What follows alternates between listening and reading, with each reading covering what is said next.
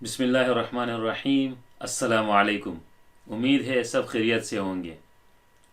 जितने भी स्टूडेंट्स हैं जो एमएस कंप्लीट कर चुके हैं या फाइनल स्टेजेस में हैं तो वो कंफ्यूज होते हैं कि हमने पीएचडी स्कॉलरशिप्स के लिए कैसे अप्लाई करनी है और हमें यूरोप में कैसे स्कॉलरशिप्स मिल सकते हैं या और कंट्रीज़ में कैसे स्कॉलरशिप्स मिल सकते हैं। तो मुझसे अक्सर बहुत सारे स्टूडेंट्स राब्ते भी करते हैं कि आपको किस तरह स्कॉलरशिप मिली है और किस तरह अप्लाई करनी होती है और डेडलाइन क्या है एप्लीकेशंस की। तो मैंने सोचा कि आपके साथ अपनी पूरी स्टोरी शेयर करूं A to Z कि मुझे किस तरह स्कॉलरशिप मिली है, और मैं इस वीडियो में पूरी अपनी स्टोरी शेयर करूंगा आप लोगों के साथ, और आप पूरी वीडियो देख लीजिएगा। और टाइम फ्रेम क्या है कि कितना टाइम रिक्वायर्ड है और एप्लीकेशन डेडलाइंस क्या थी, वो सारा मैं आपके साथ डिटेल्स में शेयर करूंगा। तो जो भी लोग हैं वो यूरोप से और कंट्री से पीएचडी स्कॉलरशिप में इंटरेस्टेड है तो ये वीडियो फुल देख लीजिएगा। सबसे पहले मैं आप लोगों को कह दूं कि मुझे बहुत सारी रिजेक्शंस मिली है और मैं बहुत सारी जगहों पे अप्लाई कर चुका हूं, और मैं बहुत सारे प्रोफेसर्स को भी मेल कर चुका हूं। बहुत सी जगहों से मुझे रिप्लाई भी नहीं मिली है। तो पीएचडी के लिए जब आप अप्लाई करते हैं तो इसमें इसके साथ ये रिजेक्शंस ये इसके साथ लगी होती है। तो रिजेक्शंस से आपने बिल्कुल भी परेशान नहीं होना, बल्कि अपनी अप्लाई करते रहना है और आपने कंसिस्टेंट रहना है। और इसमें जो की पॉइंट है वो ये है कि जो आपका रिसर्च फील्ड है मास्टर्स में जिसमें आप इंटरेस्टेड है, जो पोजीशंस आपके रिसर्च फील्ड के साथ रिलेवेंट हो, आप सिर्फ उनको टारगेट करें, हर जगह आप अप्लाई न करें। तो मास्टर्स में जो एमएस में आप कर मास्टर्स बाय रिसर्च आप कर रहे हैं या आप कर चुके हैं, उसमें आपका रिसर्च लाइन वो आपका डिफाइन हो जाता है कि किस फील्ड में आपने रिसर्च करनी है। तो उस लाइन में फिर आप पीएचडी स्कॉलरशिप्स ढूंढें और उधर जो भी रिक्वायरमेंट्स दी होती है, जो भी प्रोसीजर दिया होता है, तो वो आप अप्लाई करते रहें।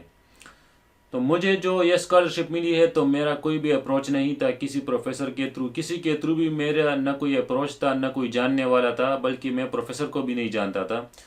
तो ये मुझे रिसर्च गेट पे मिली है। रिसर्च गेट ये एक ऐसा प्लेटफॉर्म है जिस पे सारे रिसर्चर्स पूरी दुनिया से कनेक्ट होते हैं और वो अपने आर्टिकल्स रिसर्च आर्टिकल्स शेयर करते हैं और रिसर्च क्वेश्चंस शेयर करते हैं, और उस पे रिसर्च पोजीशंस और रिसर्च जॉब्स वो सारे उस पे शेयर होते हैं।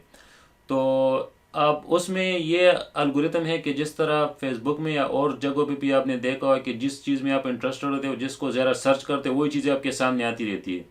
तो जब आप रिसर्च गेट पे अपना प्रोफाइल बना लेते हैं और उसमें आपने एक आध जो पेपर्स लिख के होते हैं या जो आपके रिसर्च इंटरेस्ट होते हैं, तो उसके हिसाब से आपको आर्टिकल्स भी आपके सामने आती रहती है, और उसके हिसाब से जो उससे रिलेवेंट पोजीशंस है, जॉब्स है, वो भी सामने आती रहती है।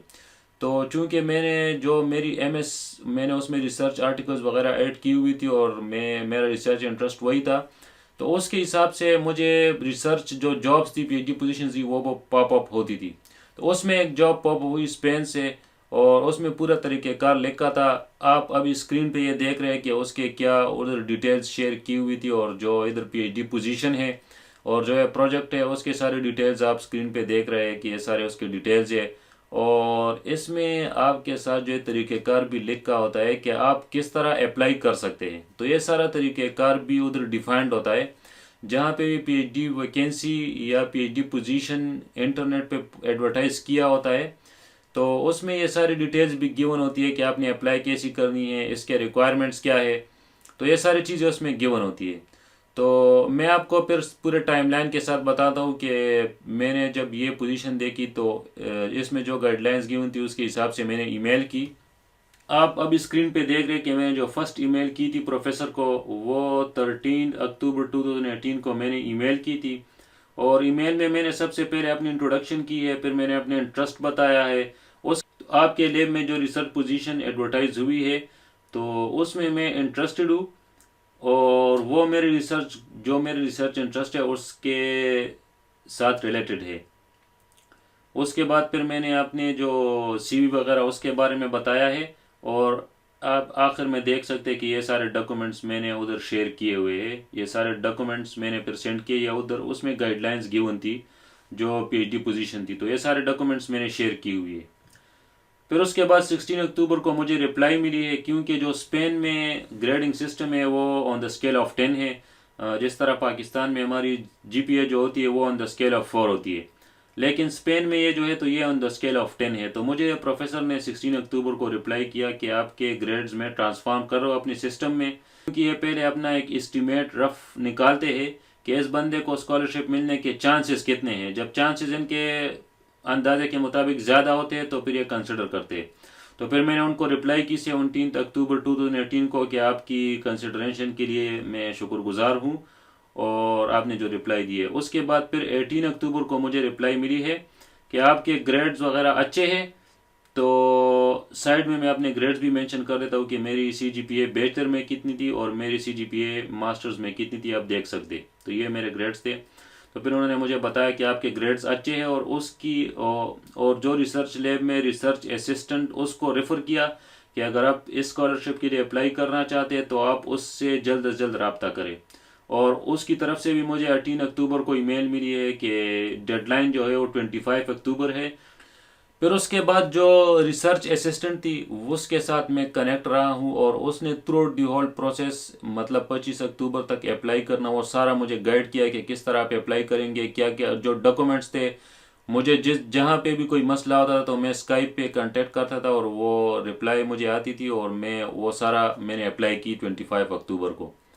फिर उसके बाद एक आध हफ्ते में लिस्ट लग जाता है कि ये स्टूडेंट्स है जिन्होंने अप्लाई किए। तकरीबन 46 बंदों ने अप्लाई की थी और इर्रेस्पेक्टिव ऑफ द डिपार्टमेंट कि आपने किस डिपार्टमेंट में अप्लाई की है, बल्कि वो 46 बंदे टोटल यूनिवर्सिटी में जो PhD के लिए अप्लाई की थी उन सब की फिर मेरिट लिस्ट लगती है। तो फिर उसके बाद कुछ हफ्तों बाद फिर मेरिट लिस्ट लग जाता है और मेरिट लिस्ट में मेरा 4th पोजीशन था। और मतलब उसमें जो टॉप 10, 11 या 9 ये डिपेंड करता है हर एक साल पे। तो वो लोग फिर वो गवर्नमेंट सेलेक्ट कर देते कि इनको हम स्कॉलरशिप ऑफर कर दे। तो मेरा उसमें 4th पोजीशन था और मैंने अपने ग्रेड्स आपके साथ शेयर किए हैं। तो ये जो मेरिट लिस्ट बनाते हैं ये उनका एक ख़ास फार्मूला है, उसमें आपके ग्रेड्स भी शामिल होते हैं। जिस रिसर्च ग्रुप में आपने अप्लाई किया उसकी रिपूटेशन वगैरह वो भी उसमें शामिल होती है। तो ऑन द स्केल ऑफ 10 उनका कोई अपना एग्रीगेट सिस्टम है वो निकालते हैं। तो ऑन द स्केल ऑफ 10 जो मार्क्स आते हैं उसके हिसाब से फिर मेरिट लिस्ट लगता है। और उसमें न इंटरव्यू वगैरह कोई भी नहीं थी, न प्रोफेसर ने मुझसे कोई इंटरव्यू ली है कि मुझे असिस्ट करने के लिए, बल्कि बस ये ग्रेड्स पे आपका मेरिट लिस्ट लग जाता है। और उसमें फिर टॉप 10 या टॉप 8 ये यूनिवर्सिटीज़ पे भी डिपेंड करते हैं कि बाद में 15, बाद में टॉप 20, उसमें एप्लीकेंट्स भी बहुत ज़्यादा होते हैं। तो वो जो स्टूडेंट्स होते हैं वो फिर स्कॉलरशिप के लिए सेलेक्ट हो जाते हैं। उसके बाद फिर वीज़ा प्रोसेस था। तो वीज़ा प्रोसीजर में फिर मैंने वीज़े के लिए अप्लाई किया और वीज़ा मिल गया मुझे। तो फिर मैं 25 मई 2019 को यहाँ पर स्पेन में मैं पहुँचा हूँ।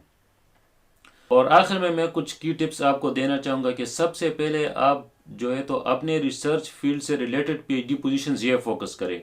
तो इसके लिए फेसबुक पे स्कॉलरशिप नेटवर्क ग्रुप है उसको आप टारगेट कर सकते हैं और इसके लिए रिसर्च गेट है ये आप यूज़ कर सकते हैं। बाकी कुछ 1-2 प्लेटफॉर्म्स और भी है वो मैं डिस्क्रिप्शन में सारे दे रहा हूँ कि कौन कौन से प्लेटफॉर्म्स आप यूज़ कर सकते हैं PhD पोजीशंस को हंट करने के लिए।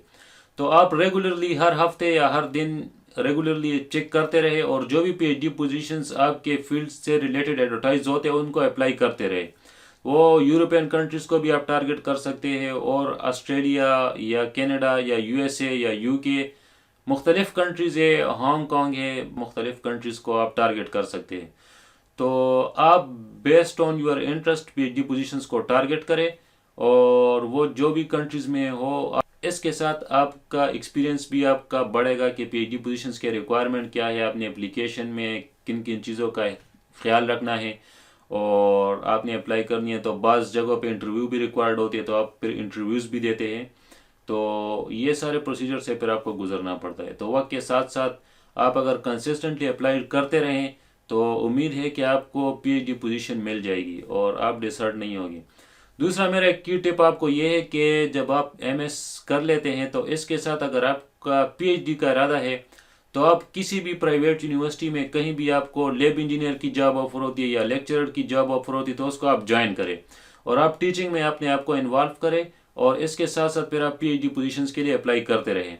तो इसके साथ आपका एक्सपीरियंस भी होता रहेगा और आप स्टूडेंट्स को टीच करेंगे तो आपका अंदाज़ा भी होगा कि टीचिंग में क्या क्या स्किल्स रिक्वायर्ड है और इससे आपका कॉन्फिडेंस भी बढ़ेगा कि आप स्टूडेंट्स को टीच करेंगे और उनके क्वेश्चंस वगैरह उनको आंसर करेंगे और आपका एक्सपीरियंस भी इससे बढ़ेगा, आपका कॉन्फिडेंस लेवल भी इससे बढ़ेगा। तो आपकी कम्युनिकेशन स्किल्स भी इससे बढ़ेंगे, क्योंकि आपने जो टॉपिक है जो आप टीच करते हो वो कम्युनिकेट करने स्टूडेंट्स को, और एम आपका ये होगा कि ये स्टूडेंट्स को समझ आ जाए, इनको इस जहनों में मैं ये बात बिठा दूँ। तो ये मेरे कुछ की टिप्स थे, और उम्मीद है कि आपको स्कॉलरशिप मिल जाएगी, और जितने भी लोग हैं अप्लाई करना चाहते हैं कर रहे हैं, तो मेरी दुआ है कि सबको अच्छी अच्छी जगहों पे स्कॉलरशिप्स मिल जाए। और स्कॉलरशिप्स मिलने के बाद हमें चाहिए कि हम अपनी कम्युनिटी को ज़्यादा से ज़्यादा फिर एजुकेट करें और उनकी भी हेल्प करें कि और लोगों को भी स्कॉलरशिप्स मिल सकें। उम्मीद है कि आपको फ़ायदा हुआ होगा, और इंशाल्लाह नेक्स्ट वीडियो में मिलेंगे। अस्सलामु अलैकुम।